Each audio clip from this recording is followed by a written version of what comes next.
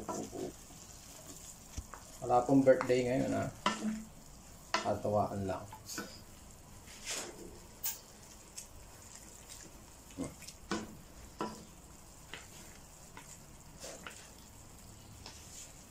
Akala niyo meron may birthday.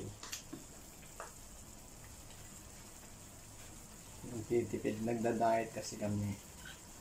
Hindi kami magra-rice. Okay, pwede na yan. Pag lumambot yan. Sumabay na sa paglambot na. Hindi na natin binukod yung gulay. Titipid tayo sa luto. Okay, ito po ang ating pansit. Huwag mo na yan, ha?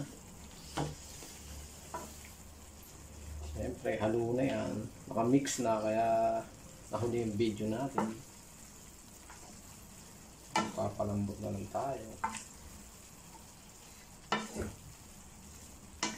Paspan. Ano pa? Yan ang pambubo.